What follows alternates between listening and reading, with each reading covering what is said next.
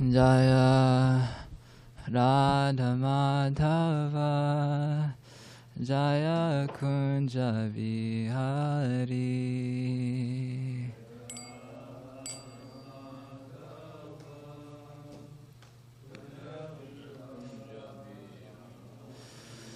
Jaya Radha Madhava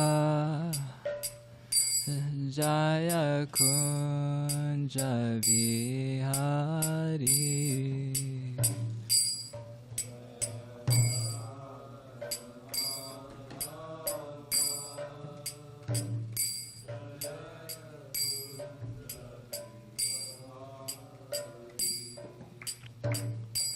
Jaya Gopi Jana Vallabha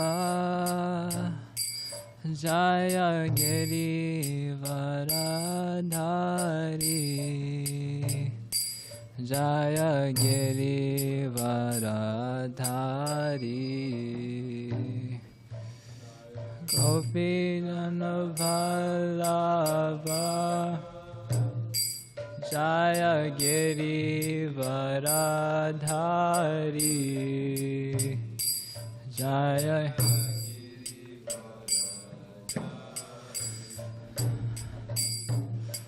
Gopi Jana Vallabha Jaya Giri Varadhari. Jaya Giri Varadhari.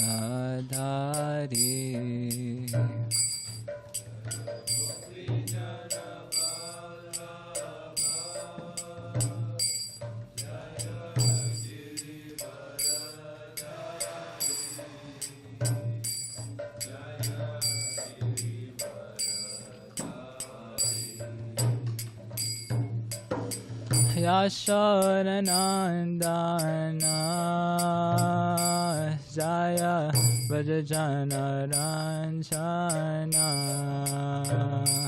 Jaya Vrajajana Ranjana.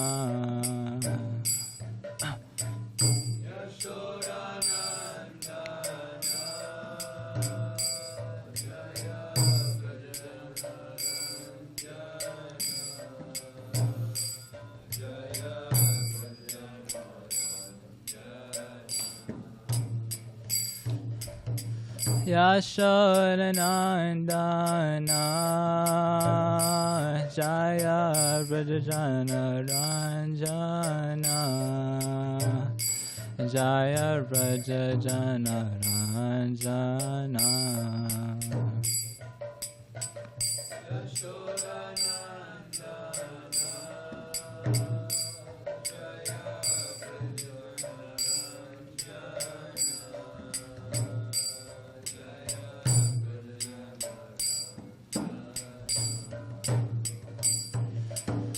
Yamuna Tira Vanachari Jaya Kunja Vihari.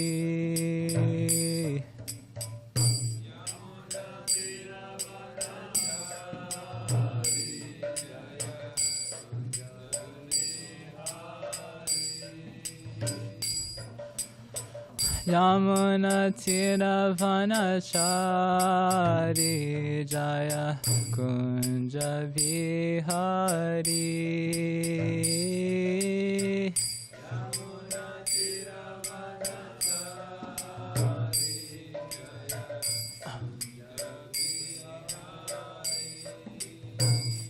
Jaya Radha Madhava Jaya Kunja Vihari.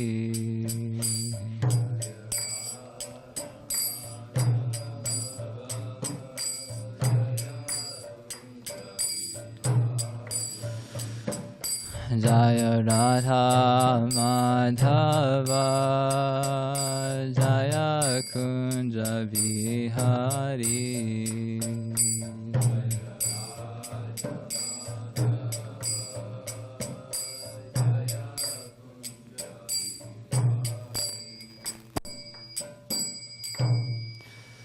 Jayam Vishnupad Paramahamsa Parivrajagacharya Sota Sata Sri Srimad His Divine Grace Srila A.C. Bhaktivedanta Swami Srila Prabhupada Ki. Jayam Vishnupad Paramahamsa Parivrajagacharya Sota Sata Sri Srimad His Divine Grace Srila Bhakti Siddhanta Saraswati Thakur Ki. Prem Shekaho Shri Krishna Chaitanya Prabhu Nityananda Shri Advaita Gadadhar Shivasari Gaura Bhakta Vrinda Ki. Shri Shri Radha Krishna Gopa Gopinath Shama Kunrada Kungiri Govardhan Ki. Shri Vrindavan Dham Ki, Shri Mayapur Dham Ki, Shri Jagannath Puri Dham Ki, Shri Mati Tulasi Maharani Ki, Shri Bhakti Devi Ki, Asamaveta Bhakta Vrinda Ki. All glories to the assembled devotees, all glories to the assembled devotees, all glories to the assembled devotees, all glories to Shri Shri Guru and Shri Gauranga.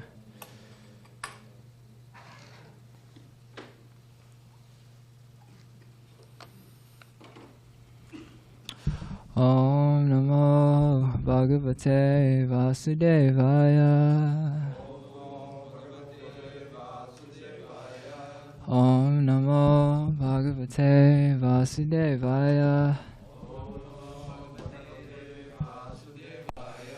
Om Namo Bhagavate Vasudevaya.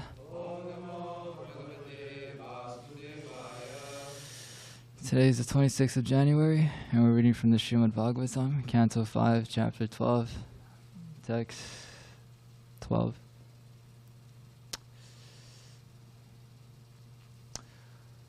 Rahugana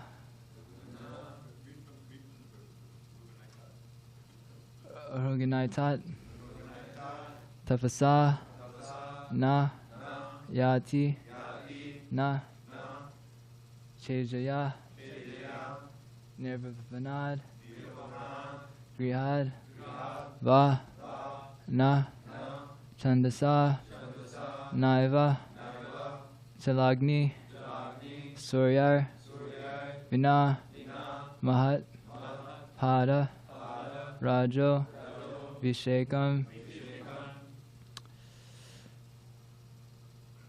Rahuganaitat Tapasana Yati Na Cheshaya Nirvapana Grihadva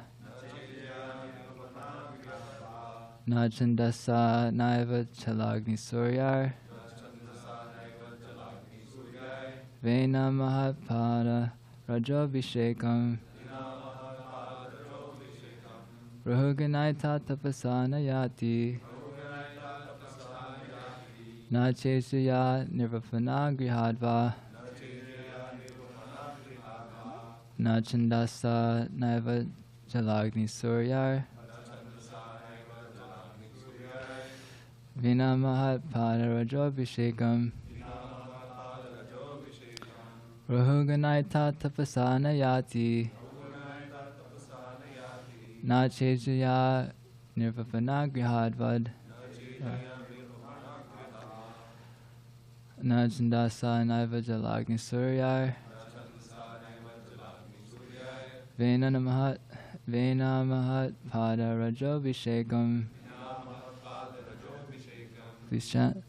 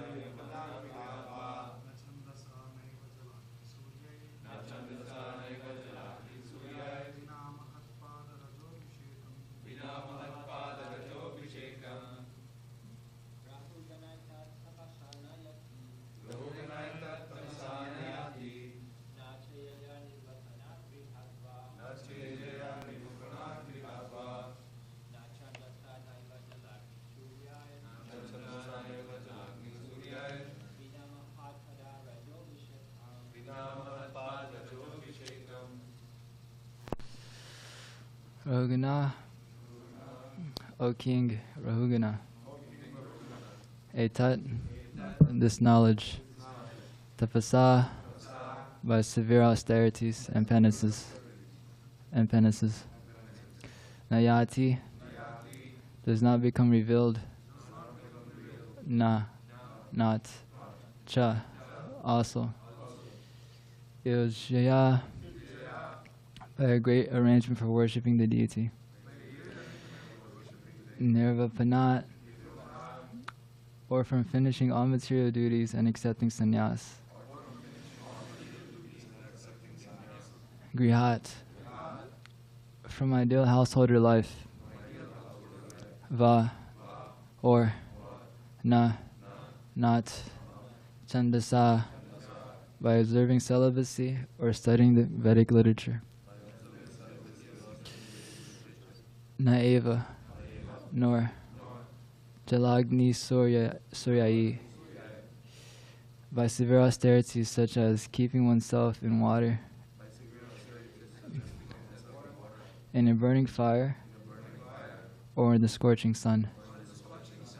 Vina, without, Mahat, of the great devotees. Pada Rajaha, the dust of the lotus feet. Abhishekam, smearing all over the body. Translation and purport by His Divine Grace Srila Prabhupada Ki. My dear King Rahugana, unless one has the opportunity to smear his entire body with the dust of the lotus feet of great devotees, one cannot realize the absolute truth. One cannot realize the absolute truth simply by observing celibacy, brahmacarya, strictly following the rules and regulations of householder life, leaving home as a vānaprastha, accepting sannyāsa, or undergoing severe penances in winter by keeping oneself submerged in water, or surrounding oneself in summer by fire and the scorching heat of the sun. There are many other processes to understand the absolute truth, but the absolute truth is only revealed to one who has attained the mercy of a great devotee. Purport. Actual knowledge of transcendental bliss can be bestowed upon anyone by a pure devotee. Vedeshu durlabam atma bhaktau. One cannot attain the perfection of spiritual life simply by following the directions of the Vedas. One has to approach a pure devotee, anya vilasita shunyam jnana karma inavritam. By the grace of such a devotee, one can understand the absolute truth, Krishna, and one's relationship with him. A materialistic person sometimes thinks that simply by executing pious activities and remaining at home, one can understand the absolute truth. That is denied in this verse. Nor can one understand the absolute truth simply by observing the rules and regulations of brahmacarya, celibacy.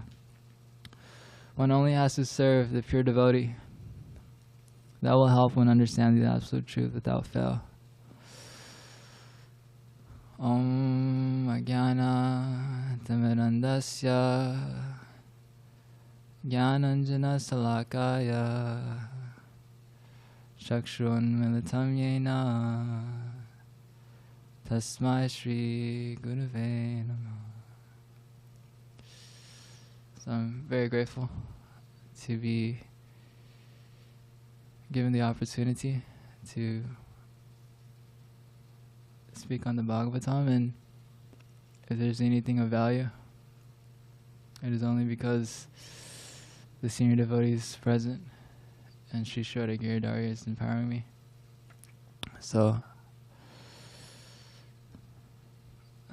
I didn't really get a chance to prepare, but sometimes you just got to do the best you can. Toughest, who's online with us?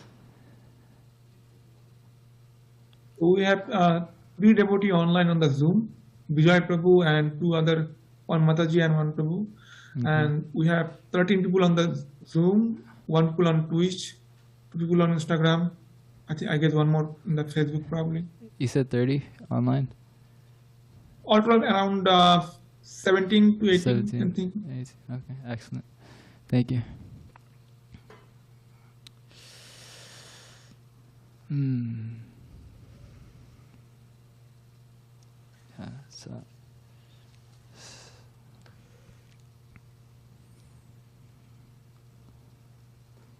so here he's asking King Rahugana, unless one has the opportunity to smear his entire body with the dust of the lotus feet of great devotees, one cannot realize the absolute truth. And then in the last sentence of the purport, Prabhupada says, one only has to serve the pure devotee.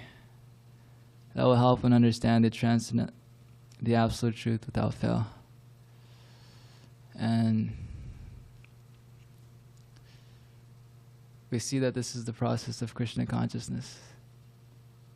That is not a ascending process. It's a descending process. It's only by the grace and mercy of Krishna through his devotee that we can elevate in Krishna consciousness. That is his arrangement. How valuable is a devotee to Krishna? Krishna says in the Vishnu Purana that a devotee is dear to him more than his very self. I mean, who can be more dear to Krishna than himself if he's the absolute, right?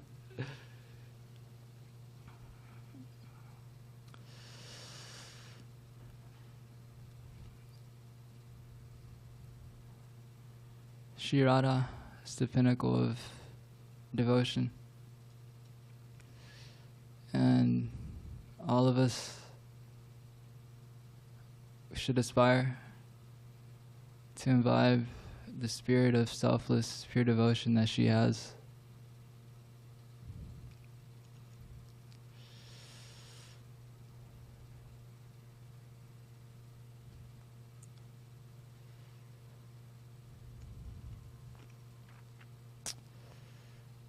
By the grace of the acharyas, we can attain perfection in life. And what is the result of serving the devotees? It's namruchi. It's taste for Krishna consciousness. It's taste for hearing the holy names. It's taste for endeavoring on the spiritual path.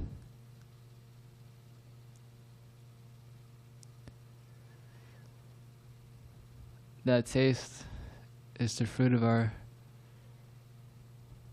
our bhakti, of our sadhana.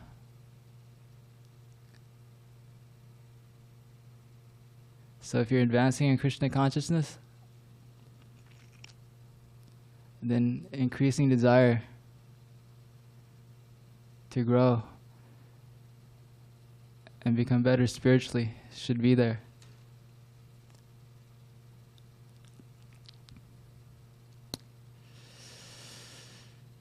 Namruchi, do we really have a taste for the holy names? Are we eager to join the kirtan? Are we eager to associate with devotees? Are we eager to chant our rounds? I don't think I am. I think sometimes I get glimpses of what taste feels like, but it comes and goes.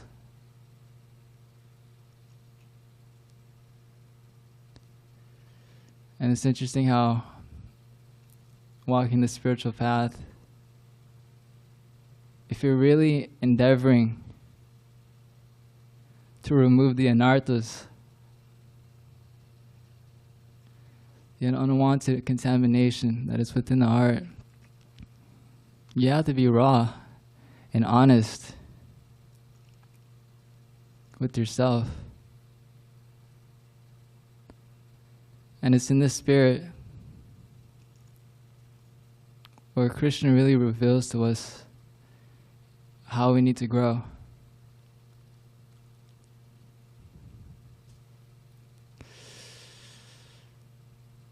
And it's really in that spirit of feeling very fallen and lowly that we access the mercy of the devotees and Krishna. And that's the mood of all, that is the mood of a Vaishnava. Practically in every end of each chapter of the Chaitanya Charitamrita, Krishnadas Kaviraj Goswami is praying at the Dasa Rupa Raghunath Goswamis for their mercy, that they don't have any empowerment to write this literature. That is the mood of Vaishnav. We're dependent on the grace.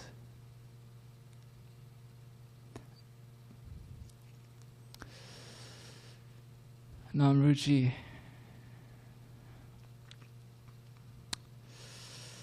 I wonder what actual taste looks like. Do I jump in eagerness to come downstairs in the morning to see their lordships? Sometimes I'm feeling the fatigue of my material body, and I'm seeing things as a burden. This point is just automatic. It doesn't matter, tired or not. It is our duty. It is the ultimate privilege. And when I'm in good consciousness, I can see that. When we come before their lordships, we're the most supremely fortunate people on earth.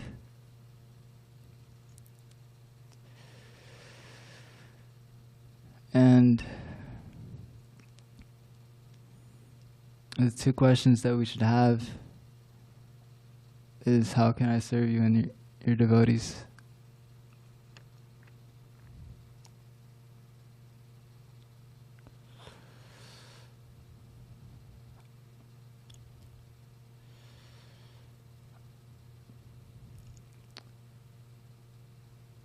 We could also ask and really beg from the core of our hearts for pure, unmotivated, uninterrupted devotional service. How many of us are praying like that? That's the essence of the Maha Mantra. We go before the deities and we beg to please remove the anarthas that's impeding us from growing spiritually. We beg for deeper and greater loyalty, dedication, faith, that if I simply take to this process of Krishna consciousness, all my material arrangements will be made. Whether you're brahmacharya or grihastha. Sometimes grihasthas think that if I can just I will do my material work and arrangements, I'll focus heavily on that, and then I'll worship Krishna. I'll worship Krishna, pray to Krishna, to help with my material arrangements. But actually it should be the opposite. Same with brahmacharis. We depend on Krishna. That if I simply take and I prioritized my japa, my sadhana, and I really try to wholeheartedly surrender, then Krishna will reveal everything.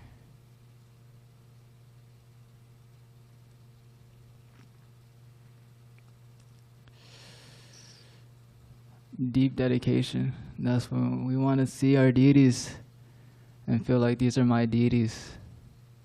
These are my lordships. My life is theirs. I am their property. I am the property of the devotees. My life is meant for their pleasure.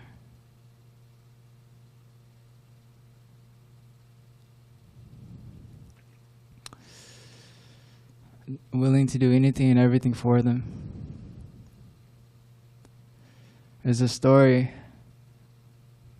This is a real life event, but in the 1970s in New Vrindavan,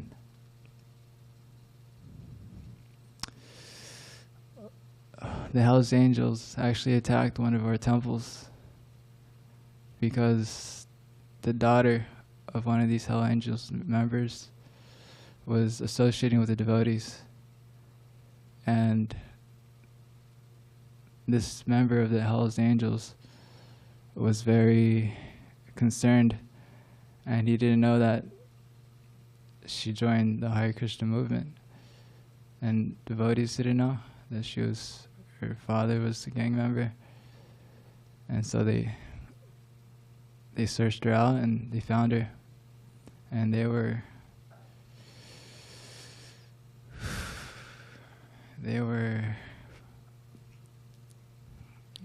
very angry.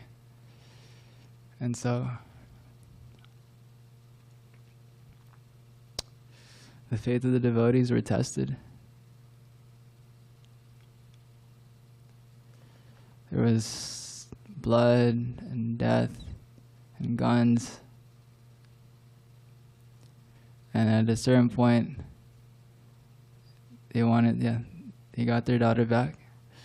But then before the devotees, the Hells Angels, they had reached the temple. And here are the devotees, and here are the deities. And then the Hells Angels members had threatened to shoot the deity. And one devotee was thinking, I can't let them do that. And he was willing to offer his life.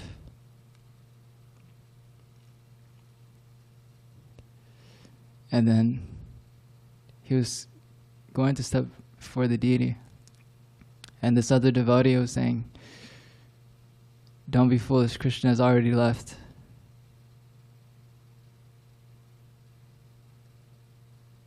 And they fired bullets. And the most terrifying shatter of marble fell to the ground. It was so terrifying that all the Hells Angels members left immediately.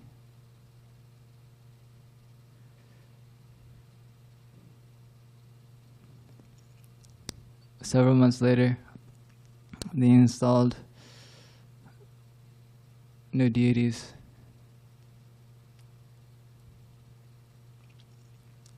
And the mood of the devotees changed so much. They were thinking that if that incident comes yet again, let me die before I dishonor my deities. Death before dishonor. And the mood became so intense. And the devotees had so much anguish and regret.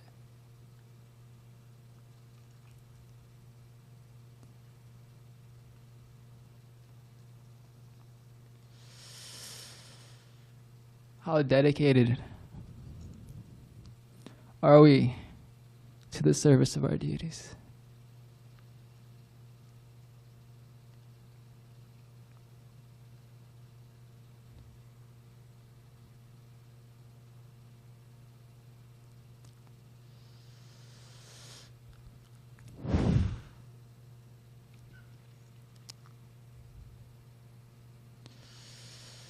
Shri Radha Giridhari has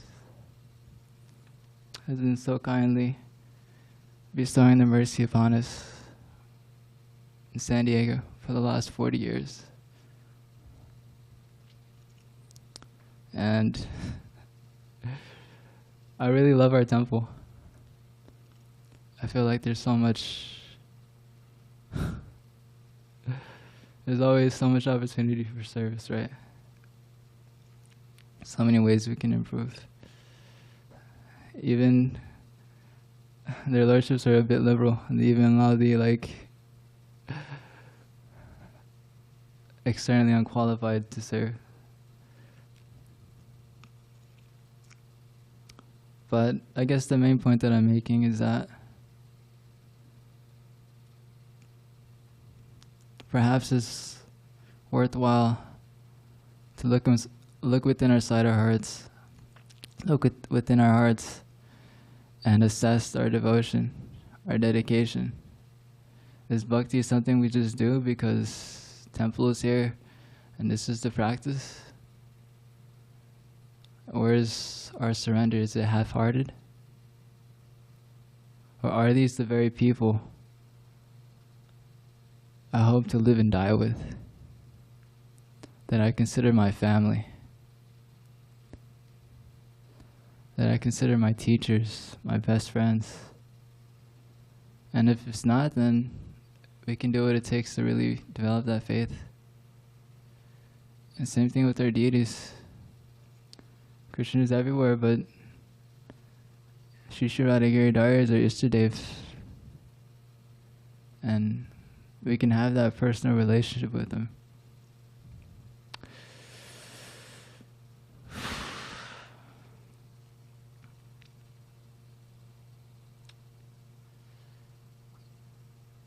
So much emphasis here on serving the devotees. Without the mercy of devotees, advancement cannot be made. But even all devotees, on whatever level,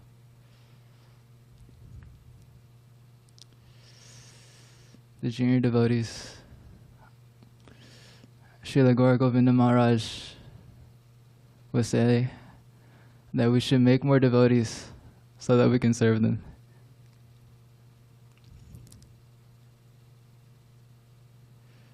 And really, a community, an organization, anything is only as strong as their weakest link. So if we see somebody junior or somebody new, and we've been around for some time, then perhaps it's our duty to try to raise them, help them elevate.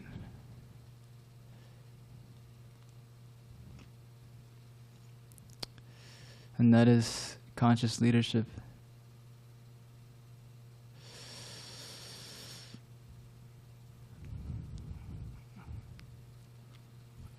What makes profound leadership is not in our power, but our ability to empower others, to really help them see the potential that's already there, to allow them to see. Try to inspire and infuse a greater faith into becoming better. We want them to be just like we are, however advanced, far along on the path we are. We want them to rise to that level. They say that good leaders develop ideas, great leaders develop people, but the best leaders develop new leaders. And this was Prabhupada's mood. And His Grace Nivina Nirda Prabhu shared this often, but he will say that Prabhupada, he would see anybody who would come to his temples, to his programs, that these devotees are the future leaders of our society.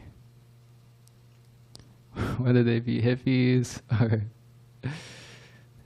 or whatever status of life they may have came from. You know, Prabhupada was seeing the potential.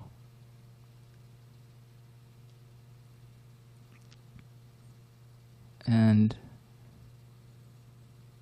just like within a seed, trees, these ginormous, gigantic trees, initially starts off as just one little seed. But if you can see the potential, and if you're willing to invest and give the time and energy and effort and care and support, then who knows what it can become.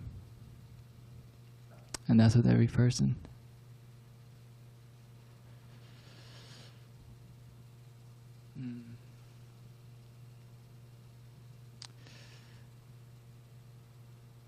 Let's just leave it at that. Are there any comments and questions? Hare Krishna. Okay, 1 second, Vijay Krishna Prabhu. There's Yes, I can wait. No Okay. problem. Hare Krishna Prabhu. Nice class.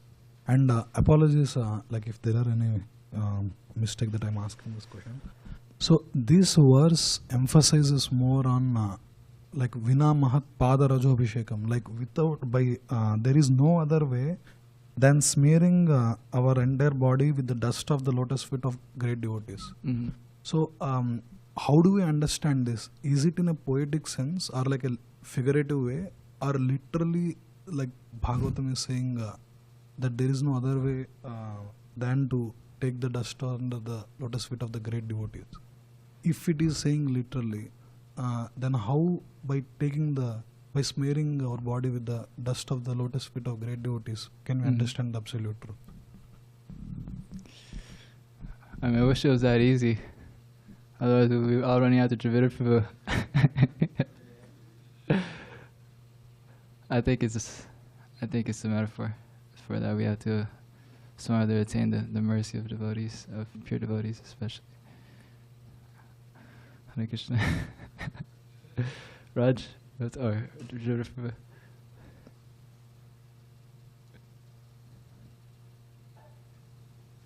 Prabhu. Yes, the comment, and then answer to that question if you want. You said it's a metaphor in the same sense. In the Bible, Jesus went down and washed the feet of his devotees because they were pure devotees. And in the kitchen for the cleaning, it says only one that's humble enough to be like a grass can chant. So when you're humble, when you know knowledge, it's like a tree. I think Michael said this reference, or he reminded me of it. When you get humble, you get fruits, you get responsibility, you get bent over like a tree. So when you have that supreme knowledge, you understand more. So you become humble enough to be respectable enough to do that and not see yourself as lesser to people. So in a sense, it's a metaphor, but it's actually a real thing that you can possibly do because you don't see others as higher or lower than you. You simply see them as human beings. And the other one regarding the tree and the seed, I think there was another quote that said, a man that plants seeds that he will never see the shadows of has begun to understand life. So you start planting for generational futures rather than 5, 10, 15, 20 years. Because people think in 100, 200, 500 years in the future, planning for human civilizations. So yeah, here's my 2 comments. Thank you. Appreciate you. Did you want to say something? Okay.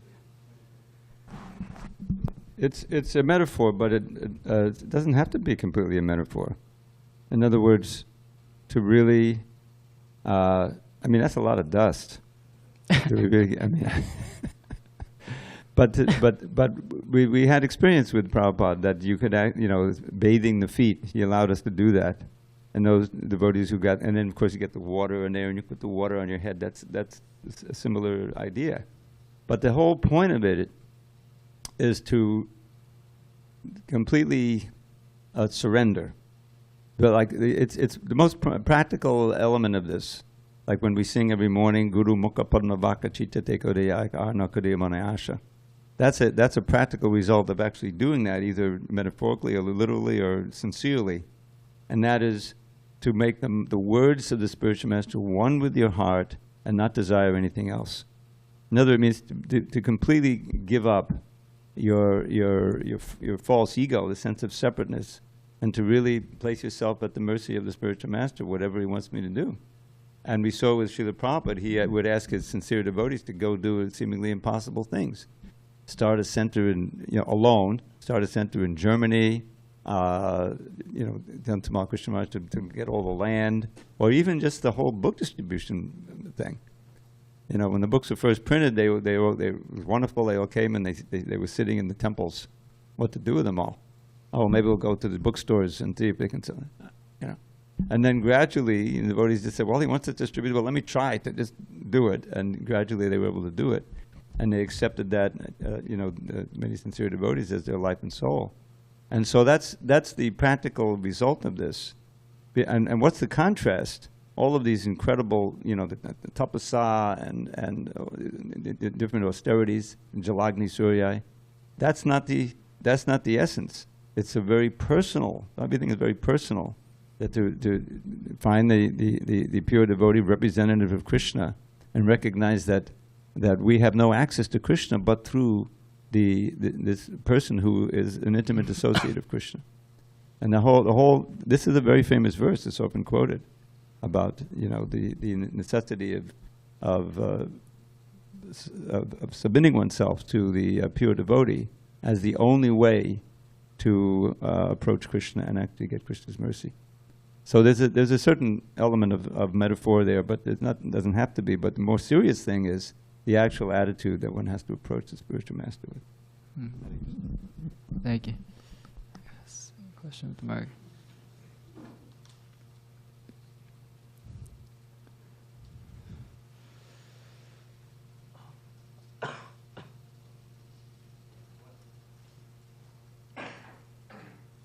Well, first of all, I want to express my appreciation for the previous comments. They are very nourishing, definitely, and obviously your class too.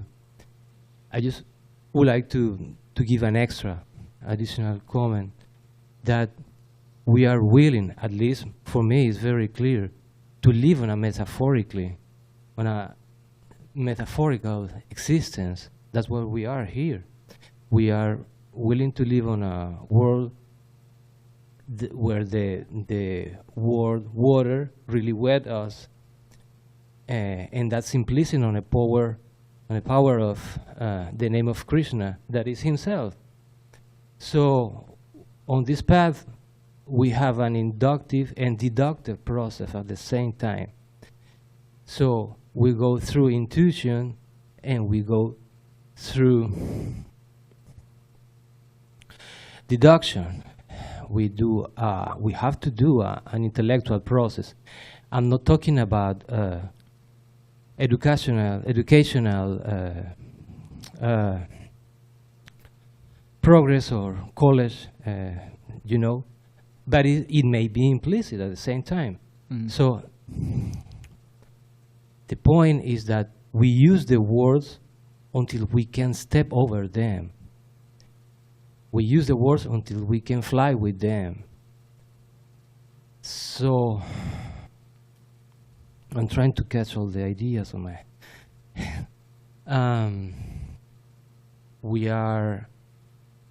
it's like, for example, we have an idea of heaven very influenced for the modern society, like there's no ground, like you are flying over there. Thanks to the Krishna consciousness, we know that we use very strongly our senses. We smell with the ground. Is this a comment or a question? It's a comment. Okay. And what is the conclusion of your? That the process is inductive and deductive. So we always have to use both the mystical man and the mystical by the book man to understand these things, and just finally jump to the water. I don't know. I was needing to share this kind of feeling. Thank you. All right. Thank you.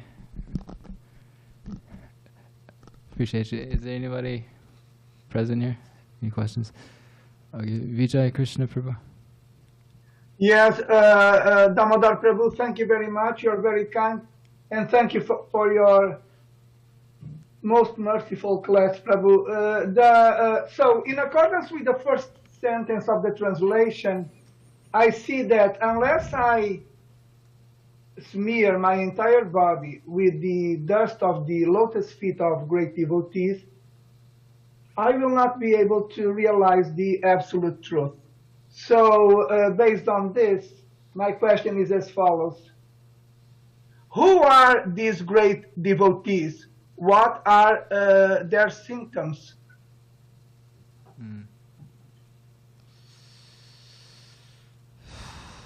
Well, in the purport, Prabhupada says that one has to approach a pure devotee. And these great devotees are the acharyas that we all follow. How do we attain that mercy? What is their symptoms? The symptoms is that they're completely Krishna conscious, that they imbibe all 64 qualities of a devotee, that they have a selfless life dedicated to uplifting the world and spreading Krishna consciousness.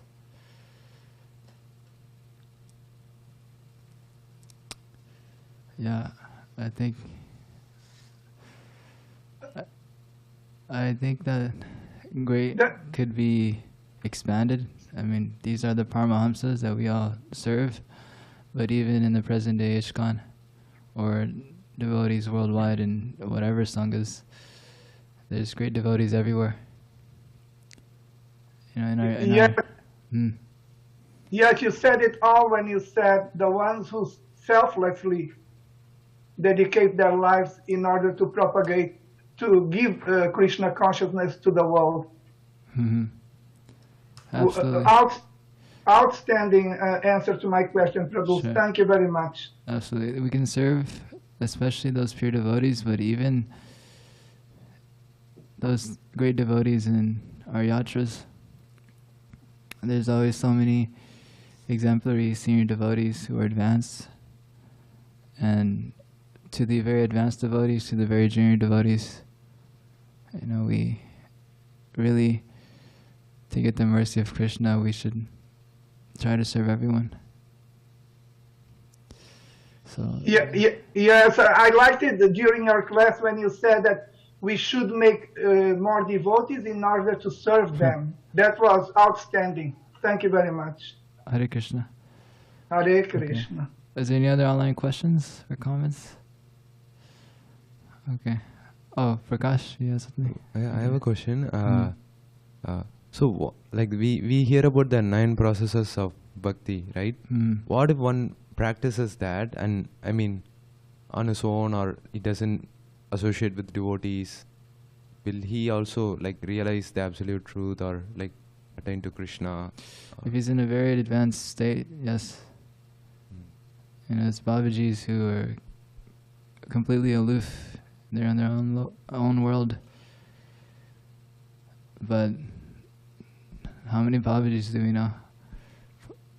You know, so it's for the neophytes, for those who are beginning Krishna consciousness, we shouldn't feel ourselves so advanced that we can do without. We should feel like our advancement is dependent on the association of other devotees.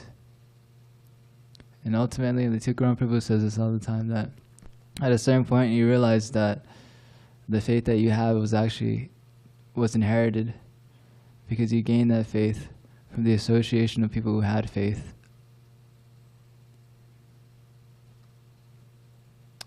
Yeah. Hare Krishna. Okay, so I think that's everybody. Thank you so much for this opportunity. Gantara Srimad Bhagavatam ki jai.